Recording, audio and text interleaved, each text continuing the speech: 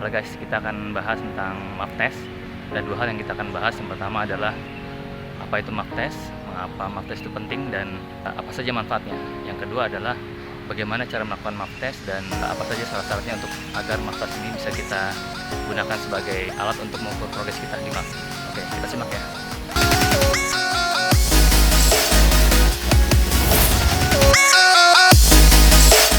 Halo guys, welcome back. Kali ini kita akan bahas tentang yang namanya MAF test. Nah, MAF test ini adalah sesuatu yang sangat penting buat ketika kita melakukan latihan MAF. MAF test adalah kita lakukan tes secara periodik ya, sekitar sebulan sekali gitu biasanya, untuk melihat bagaimana progres kita di MAF. Nah, MAF test ini suka dianggap remeh ya oleh orang yang latihan MAF ya, termasuk saya juga di awal. Saya pikir untuk mengukur progres saya cukup melakukan yang namanya lari di rute yang sama gitu kan, maka harusnya sih saya bisa melihat progres saya kan, tapi ternyata tidak semudah itu Ferguson. Ya kenapa? Karena di MAF ini kita progresnya sangat sedikit ya, maksudnya terlihat lambat ya, tidak secepat yang kita harapkan. Progres itu tidak bisa kita cek dari lari ke lari gitu. Jadi misalkan hari ini akan lebih baik dari kemarin, itu nggak bisa di MAF itu ya. Itu sebagai contoh, saya pribadi progres saya itu seminggu bisa paling cuma 10 detik seminggu gitu ya. Nah, kalau kita lari kan kita bukan hanya lari aja biasanya. Kadang-kadang kita kan perlu nyebrang ya. Nah, nyebrang itu kan bisa, mungkin sekali nyebrang bisa mungkin 5 detik lah contoh, atau sampai 10 detik. Nah, itu sekali nyebrang. Kalau kita nyebrang berapa kali, otomatis akan progres kita yang 10 detik itu akan terhapus gitu kan. Nah, MAF test ini juga teman-teman adalah merupakan salah satu hal yang membuat saya bersemangat dan tetap bertahan ya, bukan yang bertahan sih, tapi bersemangat malah untuk latihan MAF ini sampai berbulan-bulan ya. Kenapa? Karena saya sangat menantikan saat MAF test itu teman-teman ya. Jadi saya penasaran nih, kira-kira saya di MAF test berikutnya berapa nih ya progres saya, dan saya sangat bersemangat. Setiap kali MAF test saya selalu dapatkan progres yang menurut saya cukup menggembirakan gitu ya. Yang tadinya mungkin setiap latihan itu saya merasa kayak nggak ada progres gitu, tapi dengan MAF test saya sadar bahwasanya wah, luar biasa nih progresnya gitu ya, walaupun lambat tapi bagus lah. MAF test ini juga akan mengurangi stres kalian ketika kalian latihan MAF. Kenapa? Karena setiap kali kalian latihan itu kalian nggak harus selalu lebih baik dari latihan sebelumnya, jadi nggak stres gitu. Jadi setiap latihan nggak harus ngeliatin wah pace saya lebih baik nggak ya, dan seterusnya. Nggak perlu seperti itu. Jadi cukup latihan santai aja. Nanti MAF testnya serius larinya, fokus larinya itu nanti di MAF testnya itu gitu ya. Jadi ketika selain MAF test sudah kita santai aja gitu, nggak perlu stres melihat progres kita, nggak perlu. Itu justru akan buat kita HR kita naik gitu ya kalau kita stres gitu ya. Nah, jadi santai aja, itu MAF test akan membuat kita lebih santai latihan. Jadi nggak terbebani gitu. Lari sekitar 3-5 kilo ya. Lari sekitar 5-8 kilo. Dan sebelum lari kita pemanasan dulu guys. Pemanasan sekitar ya 15 menit lah, sampai kita HR kita sudah mencapai HR max dari MAF kita juga ya. Jadi biar kita saat kita MAF test itu kita sudah benar-benar siap ya. Nah, yang pertama yang perlu kita perhatikan ketika MAF test adalah yaitu kita melakukan MAF test di tempat yang sama ya, di tempat yang sama. Kenapa? Yang pertama adalah dia terennya sama nih Nah, kalau tempatnya sama, terennya atau medan ini sama guys. Ini kalau saya biasanya kan di lapangan blok S ya, jadi medan seperti ini nih, tanah ya, tanah yang ada kerikil dikit gitu ya.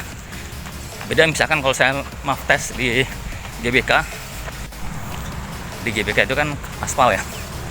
Nah, itu beda tuh kalau kita latihan, beda tanahnya, aspal sama di tanah itu beda, karena dia pantulan juga beda seperti itu ya. Yang kedua, beda tempat akan berarti beda sinyal GPS, kekuatan sinyalnya itu beda ya, kestabilan sinyal beda. Jadi kadang-kadang kayak kalau di Blok S ini lebih stabil dia. Itu bisa kita cek kalau kita rekam lewat smartwatch kan ada rutenya ya, kelihatan rutenya kan. Jadi kalian zoom aja rutenya. Itu kan ada garisnya tuh, garis kita lari. Perhatikan garisnya itu kira-kira sesuai nggak dengan yang kita lari gitu rutenya. Kalau nggak sesuai, kalau dia ada loncat-loncat gitu ya kemana-mana yang kita sebenarnya nggak kita lewatin, ada garis yang zigzag gitu, nah itu tandanya sinyal GPS-nya nggak bagus. Entah sinyalnya, entah mungkin smartwatch kita, tapi biasanya karena sinyal GPS-nya gitu ya. Nah contoh kalau di blok sini cukup stabil sinyal GPS-nya. Nah, tapi kalau misalkan kayak di GBK gitu sebenarnya relatif stabil ya, cuman kadang-kadang suka ada loncatnya juga sih di GBK itu. Saya pernah tes sekali itu, di sana ada loncat ya mungkin sekitar sekali atau 2 kali lah.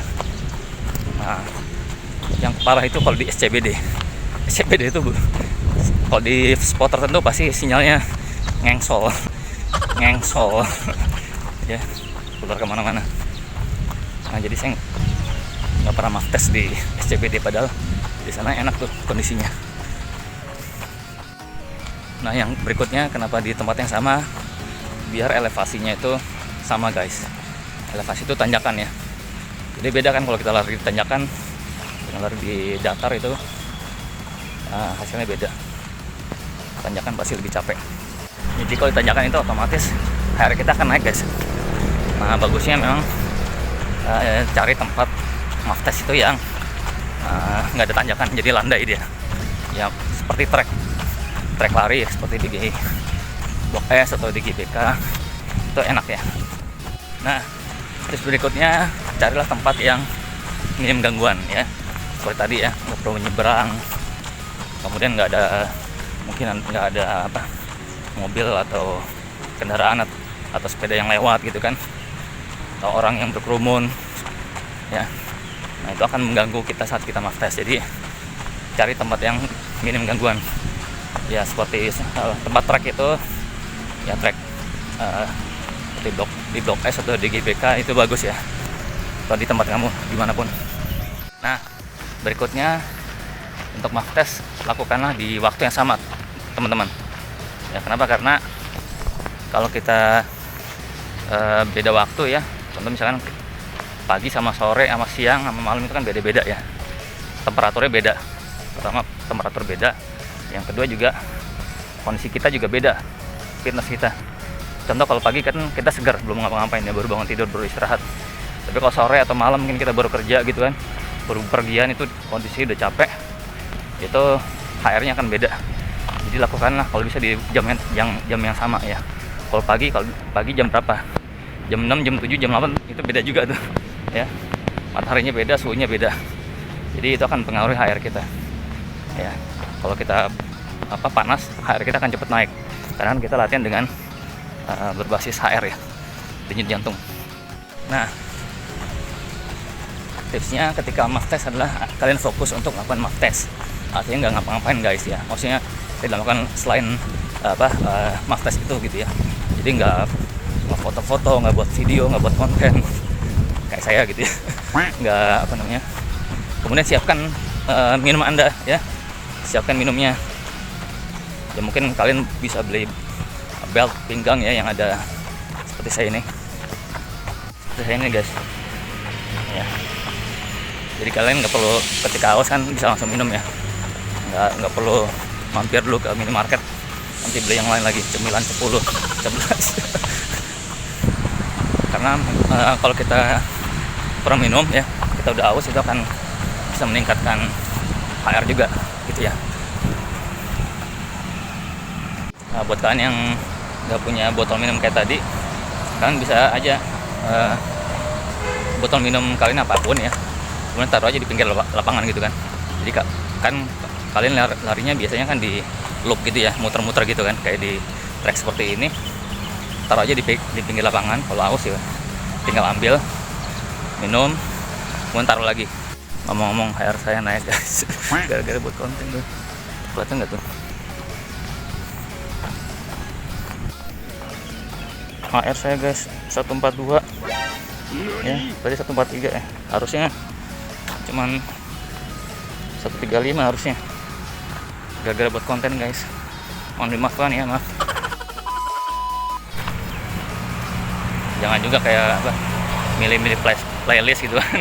Nggak usah. Jadi kalau bisa saat maaf tuh kita fokus ya, jadi jangan dengerin musik juga guys ya. Nanti kita harus kadang-kadang sibuk playlist, kemudian HP juga disalin aja, kalau perlu dimatiin aja.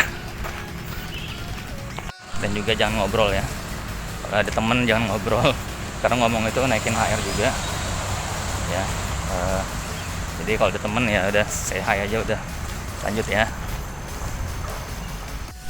Kemudian di Maftes itu kalian kalau bisa lari di HR yang sedekat mungkin dengan HR max kalian.